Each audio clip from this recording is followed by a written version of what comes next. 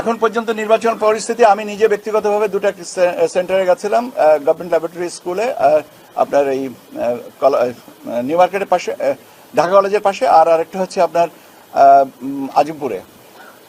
ওখানে আমি তো সমস্যা দেখি নাই, বরং ওনারা যেটা বললেন যে দুপুরে একটু কি বলে ফ্লোটা কম ছিল, এখন আমরা যখন ফিরে আসি তখন দেখলাম যে ফ্লো বাড়ছে। তো এটা বোধহয় সাধারণ একটা বিষয়, প্যাটার্ন। তো আমরা এর বাইরে আমরা যে শতাংশ শেষ পর্যন্ত কাস্ট হবে ওইটাই আশা করছি। ধন্যবাদ।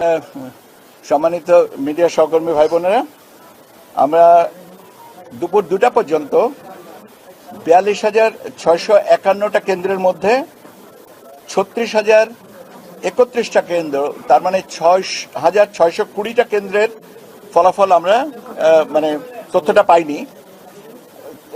এটা সেই অনুযায়ী আমাদের ভোট কাস্টের পরিমাণ হচ্ছে 47.91%, 47.91% ভোট কাস্ট হয়েছে। এটা 2টা পর্যন্ত, সকাল 7:30 থেকে দুপুর 2টা পর্যন্ত 42,651টা কেন্দ্রের মধ্যে 36,031টা কেন্দ্রে 47.91% ভোট কাস্ট হয়েছে। ঠিক আছে,